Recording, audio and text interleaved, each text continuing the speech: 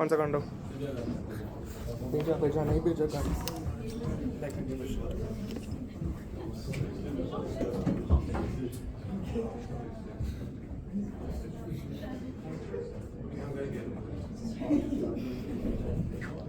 It's better to be seated. But whatever you feel. Yeah, you do it.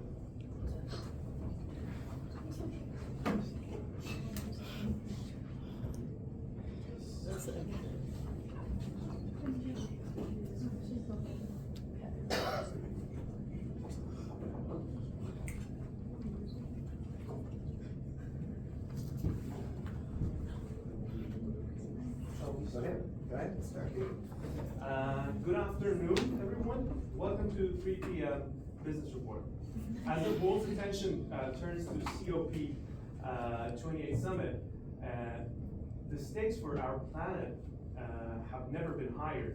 With radical weather patterns wrecking across continents and public concern increasing, the question on everyone's mind will this be the turning point in our global fight against the climate change?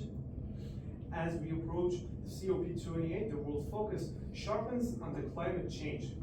This year, leaders discuss urgent environmental issues and seek solutions for sustainable future. This conference is tackling a few of UN SDGs. One of the main topics of this conference was construction sector facing a new challenge, climate change. Today we will have the chance to speak with 3 young entrepreneurs on a mission to tackle these issues with an eye on the future and using literally a green solution. Welcome, Miri, Anna, and Sahil. Hi, hello, Amin. Thanks for having us. Thank you, Amin, for having Hey us. guys. So, what are you guys are doing that everybody is talking about you guys and Expo? So, Yeah, I mean, Talk let's about it. just get started right away because that's what we're here for tonight, right? We actually at Greenwall strive to create a sustainable alternative for cement in the construction area. So what we're taking is actually hemp fiber, industrial hemp fiber. We're mixing it with recycled plastics and a little part of a non-toxic bonding supplement to create a sustainable cement, out of which we have created 2 product lines. We will, sell the Eco Brick, which is built, like you can actually build houses out of it and it's self-insulating. And the second product category will be insulation fleece, which is a lot less expensive, so we will be able to target low-income target group as well. So, I mean, if you allow me, I just want to show you a couple of super interesting factors about our product. It does meet the conventional requirements of cement. So it is water repellent, it is fire protected, and it is also safe against humidity, which is super important, obviously, as you can mention in the construction industry. So actually, what's striking about this is obviously the sustainability aspect and the aspect for the consumer themselves, that they be able to save costs in the long run on their electricity bills. that's really interesting that you're using something that looks similarly to marijuana for construction. And where all these hemp come from? Like, is this actually do people plant them, or like how does the market? It is super interesting. The hemp market, or industrial hemp market, has actually been growing like crazy throughout the last decade, and is also expected to grow much more in the next couple of years until 2030 and in the future. So the largest concentration is in the APAC region, which is also why we kind of plan on having our first production facility in India. There's 2 factors actually why we want to go to India. Not only because there's a lot of hemp production already, and we're using the stem of the hemp plant as our product, which is usually in their production a waste product, so we can make use of that. But actually, in India, the housing market is simply booming, and there is a high need for low cost but sustainable building materials. So it seems that people are using these sort of eco-friendly material for construction, And like, so what is different with you, and what are you doing different? All right, yeah, so I mean, I kind of just touched upon that. So our hemp fiber is really made from the stem from the plant. There is some new companies in America already who are working with the fiber to actually produce real material to do construction with. It's not as common in India. So we try to go there and take the waste product that's usually happening through, like, I mean, these companies, like, they're growing hemp and then they're selling the seeds and the leaves, but they're not left with the hemp product. So we have relatively low resource costs. Our durability is extremely high, which is a huge advantage because usually in recycling plastic, we have this problem that you can only do it 3, 4, 5 times after it actually becomes waste. If we put this waste into houses that was sustained for several decades, we're actually gonna be successful in storing this plastic for a long time. Pardon my French, but I'm not still sold by the business model and how you guys are gonna create some value that can change, initiate a change in climate.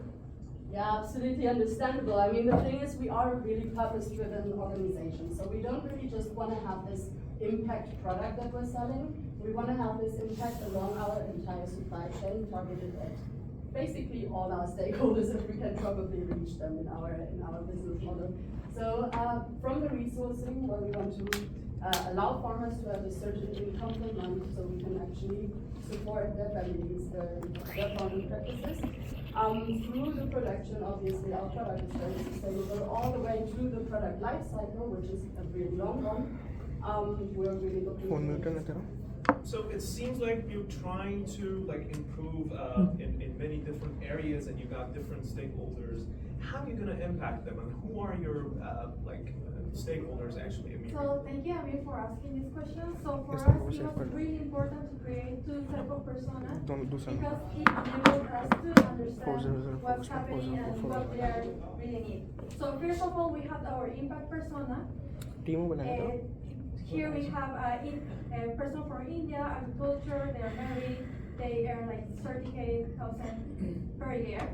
Their most important thing for him as a product is that it's cost effective, it should be eco-friendly, and also they are the most affected with the climate change, and they are really sensitive to changes. On the other hand, we have our user persona. This is an exemplification of a construction person. The only thing they care about actually is cost efficiency, the durability of the product, and the quality of the product. On the other hand, we have our stakeholder here, and who do we work with? So stakeholders are essential to our organization's success, providing vital resources, influencing strategy decisions, and shaping our reputation. Here we have our core internal and external stakeholders, but mainly we need to focus on our employees and our partner that is the hemp product users. it seems like this is a huge market, but how you guys are going to tap into it? Yeah, so we've trying to find out where we can probably price our products, and we've taken some average costs from the market. We have taken them from the US market though, because in India we couldn't really find these companies. Also, we didn't search in Indian, but we didn't find a comparable market price for these products over there. Over here, you can already see this huge difference between the ThermaFleece and the EcoBrick. So the EcoBrick currently sells for around $12.5 per square meter. So, square foot, sorry. So it's pretty expensive actually. It's also more expensive than conventional concrete. The ThermaFleece is actually a really cost-saving alternative, also for the more cost-conscious customer. And one more advantage is that you can use the ThermaFleece in your already established house. So you don't need to build an insulated house. You can fix it afterwards. So basically, so how do we want to get traction? How do we want to talk to our customers? We want to go to fairs, just like, for example, last week at the COP28, huge construction fairs where different, we can basically really show our prototype. And then from there on, we want to have seminars within the local community to show the best benefits of insulating your house in the long run, cost benefits, but also health benefits.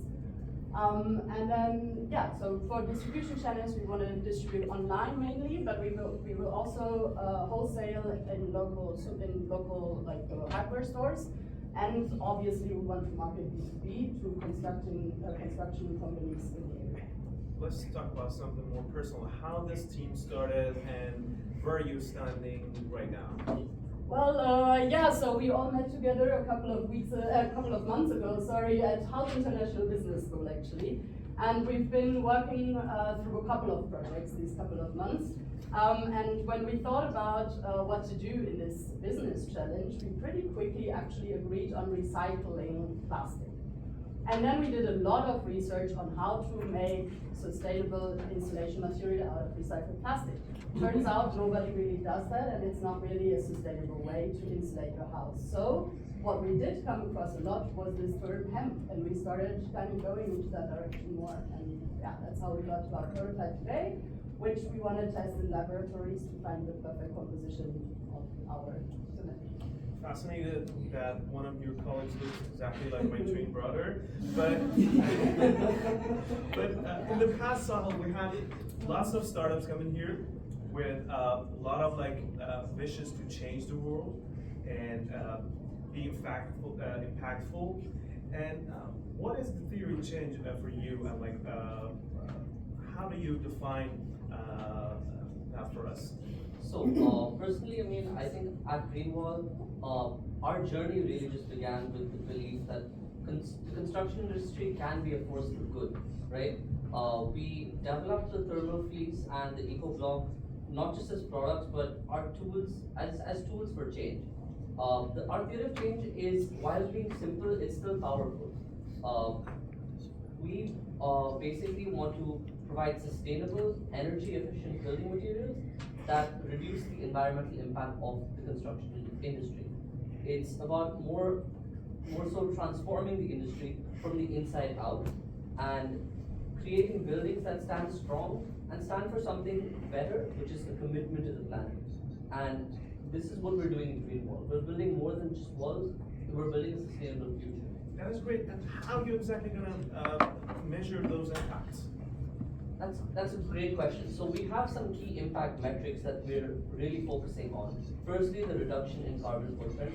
We are tracking the decrease in CO2 emissions from buildings that use our materials. Secondly, we're also looking at energy efficiency. We're measuring the reduction in energy consumption in homes and buildings that are insulated with the thermal fleece. And thirdly, we are looking at market adoption. In terms of market adoption, I mean the increased use in our eco blocks with the thermal fleece. And finally, customer satisfaction and feedback. By this I mean ensuring that our products not only meet but exceed the expectations of those buildings and contribute towards a greener future.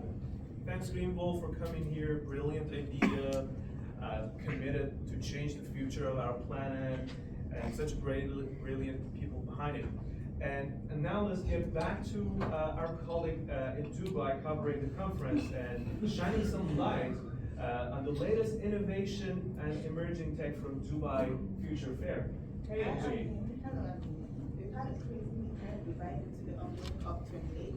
Well, we've seen multiple signals of change in the construction industry, and hosting this conference alone is a big signal of positive change, don't you think? And also the inclusion of recycled hemp usage. Country regulations is the driver of signals of change, and these organizations help countries that are heavily affected by climate change. I heard about the company, Greenwall, that's making incredible advancements in driving construction industry towards sustainability using emerging tech.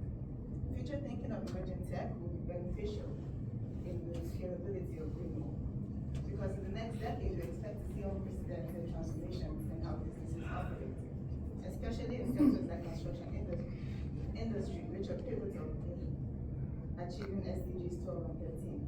One of the most exciting advancements is the inclusion of 3D printing.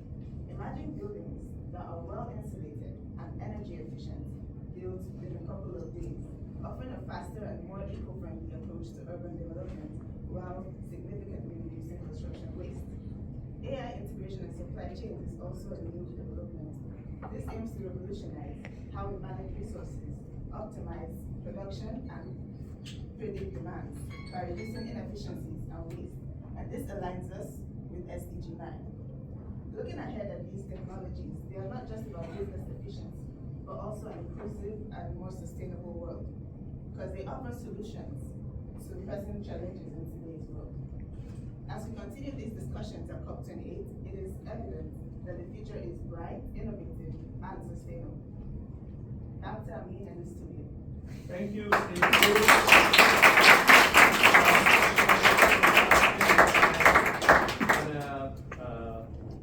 On a report of inflation reduction.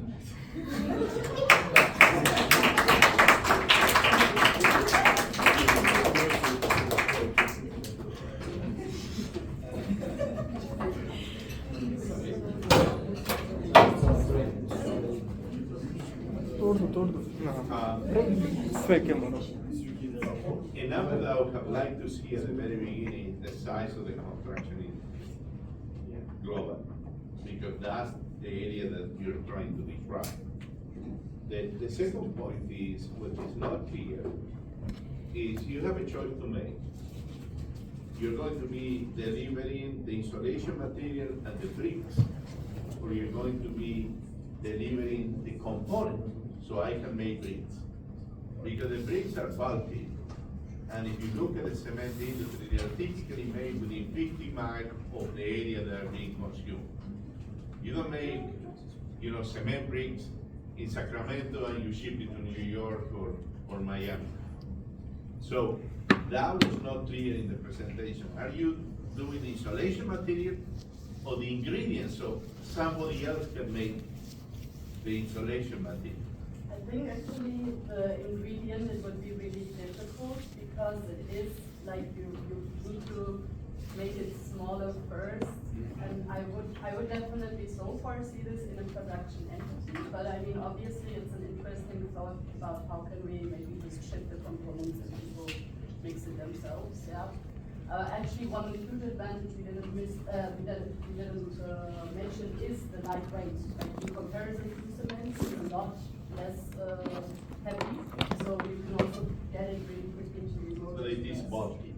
It is bulky, And yes, that's a problem. yes, that is absolutely, yeah. The other question is this technology already developed? Where is it coming from? How are you using it? Yeah, actually, so there is a really interesting company in the Bay Area called Chempitecture. They do exactly this, like actually the composite of how to build it from their input. And they've been in business since 2018, and they're selling and producing already, but just in the US. I have two comments, one about the content, one about the style.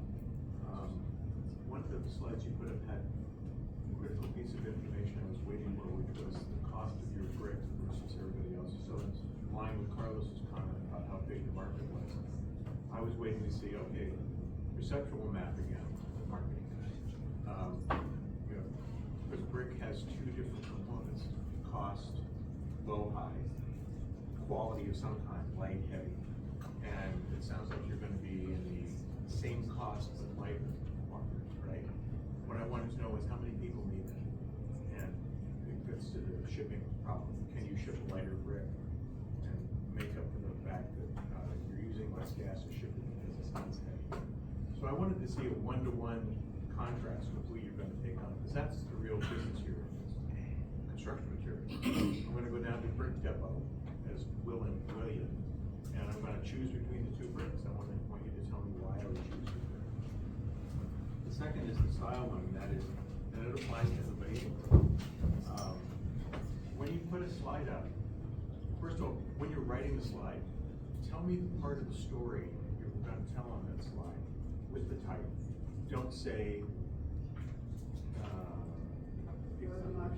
emerging technology or brick materials or something like that. Tell us we have the most cost-effective this, or our stakeholders are going to be dancing in the streets because of. And then second point, highlight the parts of the slide. When you put a slide up, use it. Don't just put it up and say, okay, now we're on the stakeholder slide. I'm going to say something over here. Meanwhile, people are reading something else that's totally different over here.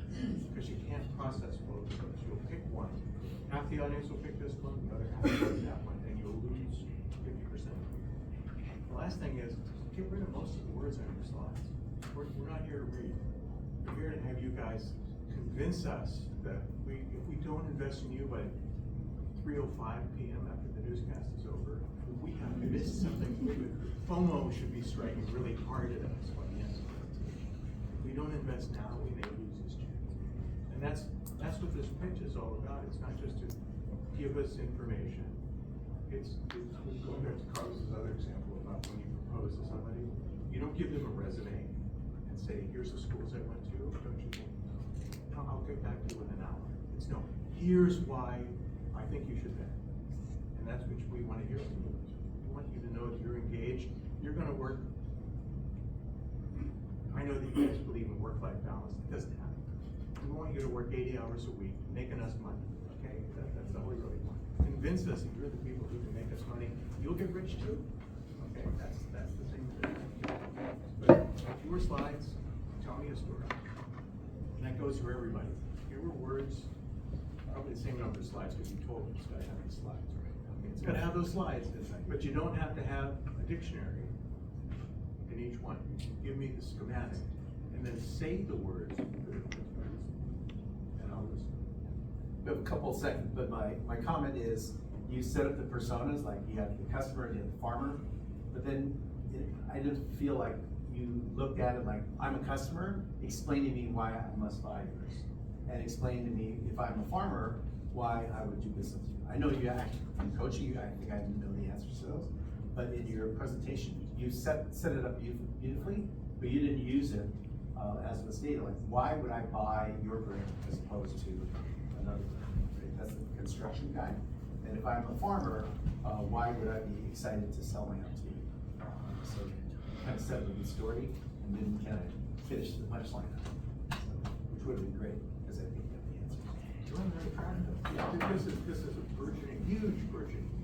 And we want you to go there, just follow down that track and make both of us good. Okay, good.